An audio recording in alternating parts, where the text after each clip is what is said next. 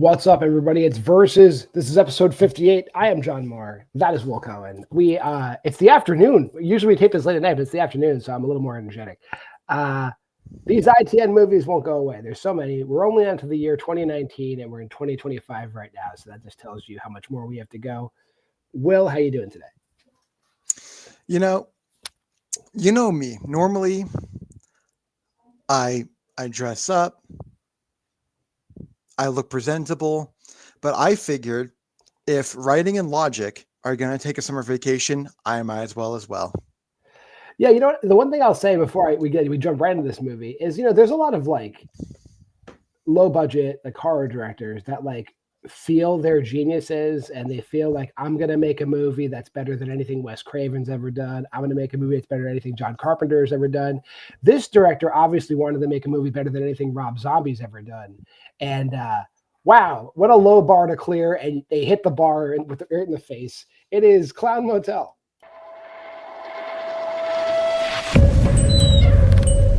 Hello? Anybody home?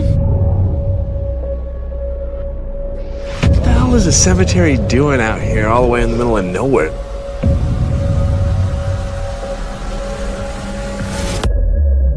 I think I saw clowns.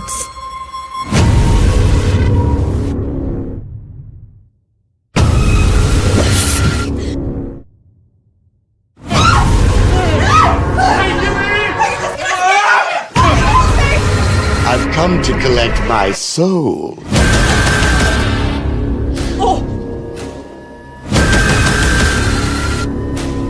Where's Spencer? They're coming in! They're everywhere! Where do they keep coming from? What in the fuck? We're not just dealing with fucked up things and clown outfits. It's this place. It's evil. Every soul we take becomes a part of us. You become a part of us. You become a part of our world. No one deserves to die like this.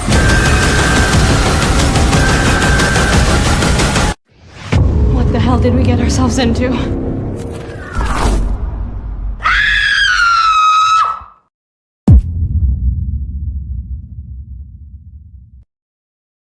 And it's going just as fast. This movie actually has an alternative title, Clown Motel, Spirits Arise. It is filmed at the famous Clown Motel, which I don't think needed the movie. Will, your initial thoughts?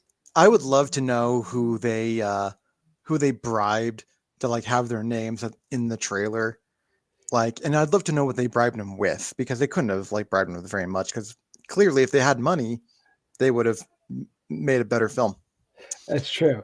This Also, movie, I want to just jump in here a little bit. This movie had a cold open, which didn't do anything for the rest of the movie. It's weird it's rare that happens.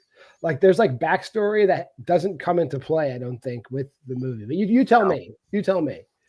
Honestly, you said something about a low bar being cleared. It didn't clear it. It didnn't clear the low bar. These guys thought they were that one guy from the last Summer Olympics who who couldn't quite clear the bar because his giant member hit the bar. No, these guys couldn't clear the bar so bad it hit him in the throat. It's fascinating to use Rob Zombie as the benchmark, because that's exactly what this is. And they still couldn't even hit Rob Zombie. They couldn't even hit the Munsters level of bad here. I'm saying if we say the Munsters or 31 is the worst Rob Zombie movie, that shit looks like Psycho compared to this. It's so bad. It doesn't even look like Vince Vaughn's Psycho. This looks like Hitchcock's Psycho. Oh, 100%. So the cold open there's some dude who has a daughter and a son. Did you forget whose kids these are? You may have saw Hannah. She's one of the best shots in town. And Todd. Well, he's Todd. And the daughter is an expert marksman, and the son is just, I guess, strong. I have no idea. And there's a guy named Drunk Will, that leads them to the Clown Motel. And these are peaceful clowns.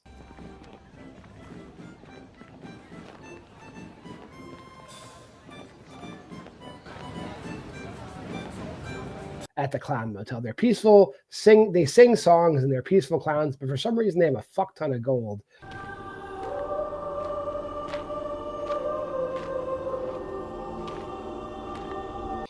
But they're like an insular community.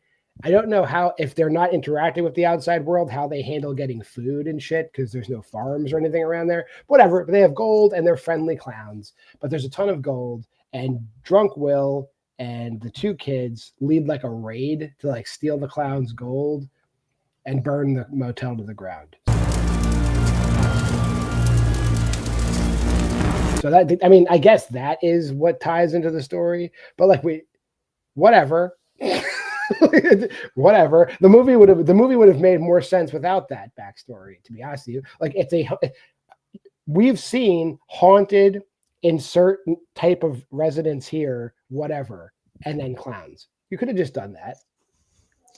I mean, it's like trying to add like a true backstory to Pennywise and It.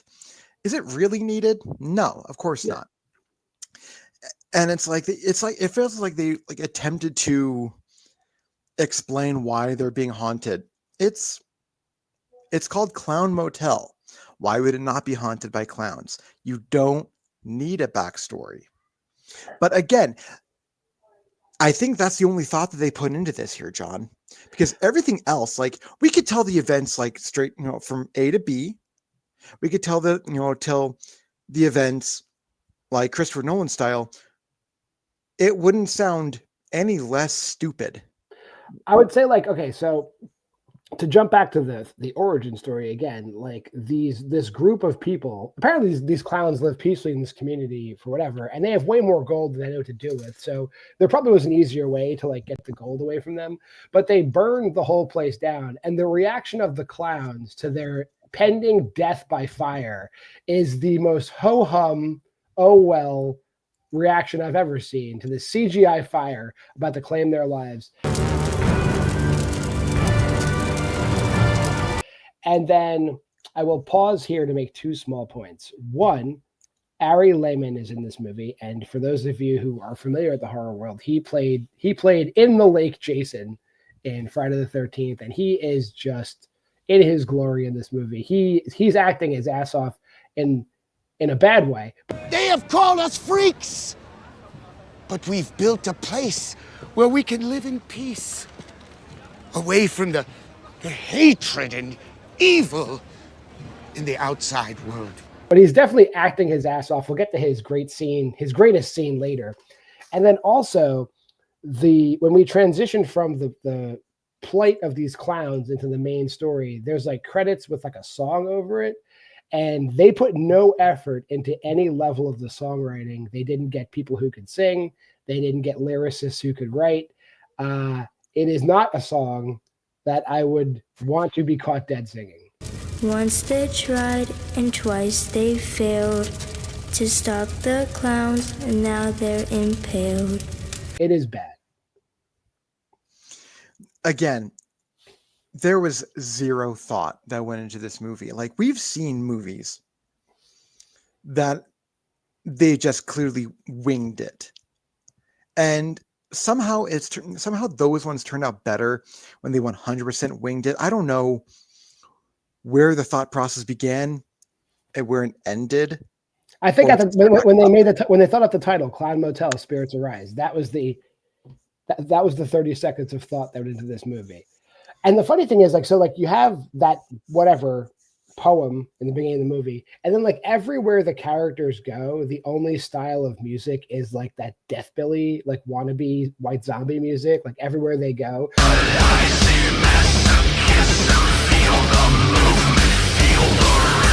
Like they're in Vegas and they're in the RV and they're going to the motel, but the only music any characters ever listen to is like shitty, like wannabe Static X music. My oven, the little lights red. Inside of my oven, somebody named Fred. Sipping blood from a cup that I scalded from the skull of some dude I've been drunk in his bed. First I chopped off his head, then got hit from his head, then I got in his bed for more head. Like the entire time. It sounds to me that they actually found a real life version of the School of Rock, asked for only their D-list students. We want your children that love Mudvayne. Give me all your kids that love Mudvayne and have them give it their best shot. But only the kids who love Mudvayne and have never scored more than a D on any of their assignments. We want those people. Throw them in a room, give them some Airheads and Mountain Dew, and crank out some tunes for us. It's very clear that that's what happened here, and it's also very clear to me that's kind of what happened in the writers' room too. They just like put the same writers in with a bunch of like Airheads, Mountain Dew, and whiskey, and a typewriter, or maybe Chris crayons. I don't know. If people told me that this script was written in crayon with backwards R's, I wouldn't be shocked. Yeah. So there's two groups of protagonists. There's a bachelorette party. Okay, ladies. Being the #1 maid of honor, not bragging. With, I believe, Brooke and her 3 friends, Shannon and 2 other girls, Casey, and I'll remember the 4th name later. And I think there's like a Janet or Jennifer who looks a lot like Velma from Scooby-Doo. According to what I'm reading here, Kristen is the 4th girl, and then Ian, Spencer, and Chris, who are, wouldn't you believe it, just like 50% of the horror movies out there, there are 3 guys that run a paranormal like ghost hunting channel. Like, holy shit, wow, what an original thought for a horror movie. Hey everybody, welcome to our 5th episode of Haunted Earth. We're here in California at this amazing ghost town. Hey, Chris. And it's our goofy ghost hunter Ian. Ooh, oh, yippee! But it's the worst show I've ever seen. And we're gonna make a weird twist here, because half of the ghost hunters hate women. Wow. And we're gonna put them with a group of women. Hilarity ensues, or maybe not. I don't know. I didn't write this because I have thought. I was saying, Chris is the cameraman. Spencer and Ian are like on-camera talent, though Spencer refers to Ian as like our goofy ghost hunter. And like, oh boy, does he go for it. He's so goofy the entire movie. So this group of 7 folks all wind up at the Clown Motel, which we saw burn down in the opening of the movie, but it's fully standing. So not that they know that. But I mean, granted, they like both parties enter like the weird like Silent Hill fog, and then they wind up in the hotel. They're in like that displaced space loop where they cannot escape the Clown Motel. So I don't understand the metaphysics of it, like why the clowns would want to just kill the innocent, but whatever. So they're trapped there. There's no clowns. There's nobody at the motel.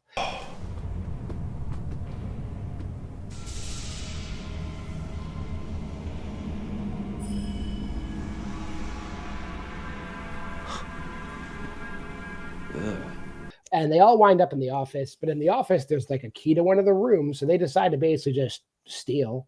They just steal the room, and they're all there's only one key, even though those doors could easily just be kicked the fuck in. They don't need to all be in one room, but they're all in one room, and they have a good old time drinking tequila and playing drinking games and just being low budget horror movie characters for like a good 20 minutes. It goes on for a long time. Jack. What was Jack again? That's the guys. All right, guys. Salute. Isn't that like your 3rd Jack? If you like, half the scenes feel like it was a, I feel like there were outtakes from Lake Fear 2. Yeah, there's a pillow fight. It's so much. Yeah, these are definitely Lake Fear 2 outtakes. And then they just go to sleep. And then the clowns show up, and they do a bunch of shit. They write blood. They write shit in blood on the inside of the window, which is weird. And they also like carve a clown shape into Ian's like kidney region, I would say. You're bleeding.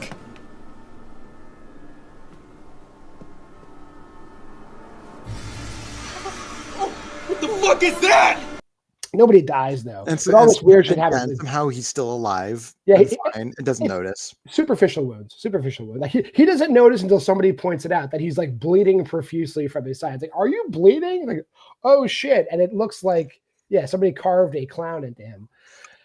then the movie just starts going. It starts going at full speed because like their tires are slashed and they took the battery out of the RV, and it's like they decide like between the two cars they have enough like Frankenstein parts to fix the RV. So, but as every time somebody goes outside, the clowns get them. And I think you made a note in the drinking game that the girls literally just watch people get killed. If you go out there, we're not letting you back in. It's suicide. You're right. I'm sorry, Ian. But he's gone. Literally, at no point do these girls think, hey, like, okay, one of the dumbest scenes in the movie is one of them has this, like, we see her innermost thoughts. It's like, okay, I'm gonna plan this out. We're gonna run out, do this, but what's gonna happen if we run out and do this? The clowns are gonna get us. And it's like we see the clowns like just gank all four of them at the same time, and then right the very next scene, all four of them are back in the hotel, and the one who was having the thought is still staring out the window. We got it! Yeah. It's like, why did we need to see that?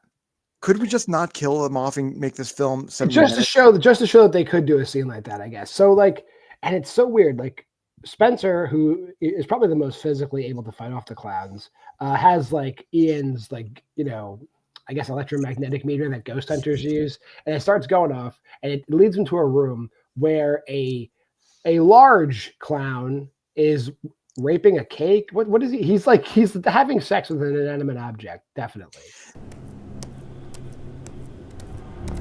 What in the... Well. What do we have here? Oh, God! No! It looked like a hunk of cheese, to be honest with you. Yeah, It looked like he was just like porking like a big old hunk of cheddar. It was something. And does Spencer just immediately excuse himself and leave the room? No, he's like filming in this dark room, this obese man having sex with an inanimate object. And loudly says WTF. And then the clown decides, oh, look, a human hunk of cheese. Yeah. So then he gets, you think he's dead, but he's not dead because like they're not done with him. There's definitely, he definitely treats him like a hunk of cheese. We see that footage later in the movie, and then he ties him to a wheelchair. Skip ahead. The other guy, Chris, who I guess not only is he a great cameraman, he could fix cars. They just leave him all alone outside to fix the car, and he gets his eyeball ripped out and killed with a windshield wiper, which I appreciate because I've never seen that before. I've never seen somebody get killed with a windshield wiper before.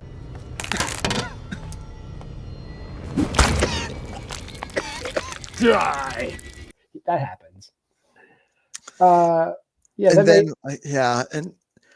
I don't know. We might be jumping around at this point. I don't care. They never organize. Like the good guys never organize. Like they never organize. They never fight back. They never do anything. Like they're. And the funny thing is, like after like the two of them are dead, the five of them are back in the hotel room. They decide like let's just go to sleep. We'll figure it out in the morning. Like what the fuck? Tomorrow. We should try and get some rest. Like people are getting killed out there. Like they clearly made their way into their room when you were sleeping. Yeah, go to sleep again. And the funny thing is, the clowns don't fuck with them. They just go to sleep and wake up. And even before they went to bed, they're just like, oh, they look to like the guy with like the weird kidney tattoo is like, oh, you look dirty. Go shower, and then we'll go to bed. And they do then there's like a rave in the shower, like.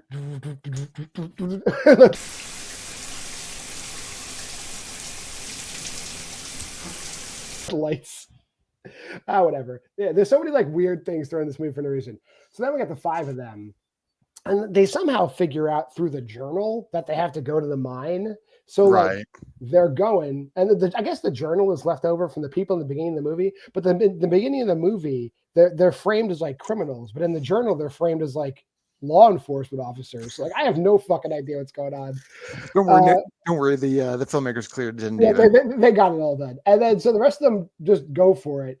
Three of them go off, and then the two girls, the one girl who's wearing a wig for some reason, and the other girl, one girl gets stabbed through the breast, not in the chest, through the breast, which for some reason doesn't bleed like I imagine that wound would bleed because she's fine. Normally I don't cut a bitch, but I want to see if those things are real. Like, I mean, she's in pain and she is bleeding, so they keep holding it. yeah. But it's like, and the line before it's like, I never ask a woman these, but let's see if they're real. They And were it's real. clearly. Yeah. And by the way, that line, was that Martin Klebo, the dwarf? Yeah, that was Martin Yeah, Klebo. yeah, Martin Klebo, by the way, good job, dude. Keep getting paid. He's in every movie. Keep getting paid, Martin. We love you. So then they take off into the hinterland, going for the mine. Ian gets his arms ripped off. No! Like like Jack's Mortal Kombat style, just rip. Yeah, and then the funny thing is, like, what he gets his arms ripped off, and they start saying those lines like, we need to kill you, make your soul part of ours. So because whenever they kill somebody, like they Right, exactly. And but he still has enough like mental energy to like go, okay, you're not going to kill me, and then he like somehow has enough blood in his system to stand up, run, and like hit his head against a rock. You're not getting my soul, cocksucker! Yeah, and for some reason, the fact that he's allowed to do that, the clowns turn on the pinhead dressed clown from American Horror Story Freak Show and just beat the shit out of him to death with Ian's arms. Like that wasn't explained. Like, Family, please! Give me a second chance! like there's other people you guys can kill, so they kill the pinhead clown. Cool. Sure. A couple people make it into the mine. The two girls are left in the woods. Ari Lehman comes out of the bathroom and beats a woman with a club while yelling about his testicles. And I'll teach you to respect them! Go! They created you, and you will respect testicles! You must respect testicles! Well, the reason why is because the one girl who fights back is the goth chick, nails him square in the bathing suit area, we'll say. And then he literally goes, okay, I'm going to get you on this bed, gets her on the bed, and then just repeatedly saying, you will respect these testicles, you respect these testicles, and beats her to death. Highlight of the film there for me. It doesn't make any sense, but highlight of the film. Then the one girl who's left in the room breaks off. She somehow covers the distance between the motel and the mine very quickly. There's a gun. They find a gun. They're shooting people. But then she runs into bullets and she gets killed.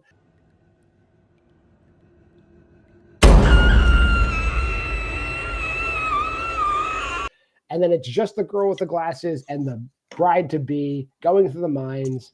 The girl with the glasses gets dragged away.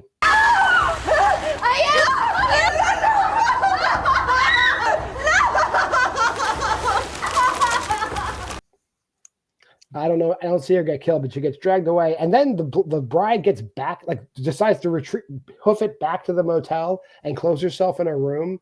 And then the fucking movie ends.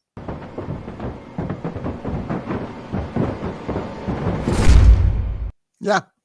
Like, guys, you're allowed to end. I don't care if you kill her. Like, you can kill her. She can get away. Like, those are cool endings. Like, having her just shut herself back in a room. You could light the hotel on fire again. Yeah, these are all endings you could have done. But by my knowledge, there's at least a sequel through via ITM, which we'll get to next week. And then when you go on Tubi, there's like 4 movies. So like, we'll figure it out. There's a lot of, apparently they just want us to come back for Clown Motel 2, where I guarantee they explain everything. Let's get to these ratings.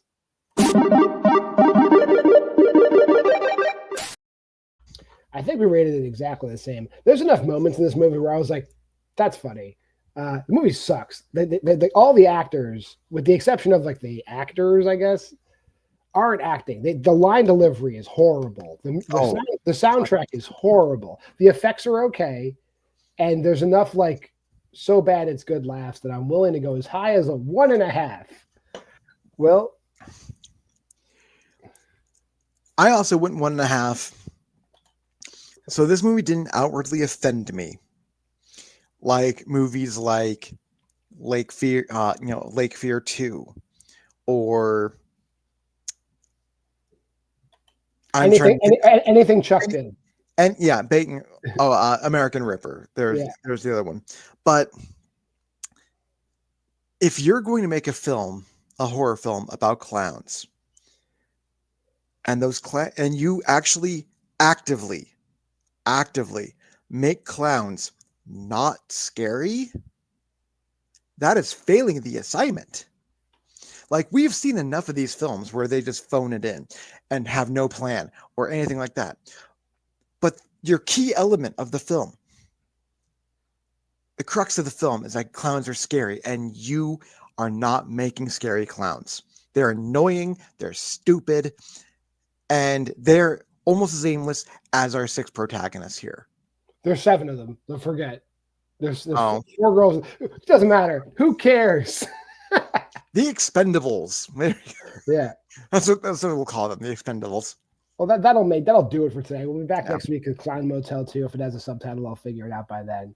If you made this far in the video, like, comment, subscribe, and share. Go to the Facebook group at Why We Love Horror. Go to the Letterboxd challenge right there. We split that off into its own show, but I'll cover the schedule. Monday is Versus, you're watching it. Tuesday is Why Liv Loves Horror. My daughter will review. I believe she's reviewing Hotel Transylvania in that series. And you guys are going to watch that. That's the most popular show. And it's... If you knew the little amount of effort that went into that show, you would cry. But it's the most popular show we had. Wednesday, Aaron Unwind, still doing Evil Bong. Thursday is the Why We Love Horror Letterboxd Challenge show. We'll be covering movies that were featured on the Last Drive-In with Joe Bob Briggs this week. And then every Friday, it's Why We Love Horror Trivia. But until next time, this has been Versus. I'm John Marr. That's Will Cohen. We'll see you next time for more clown antics on Versus.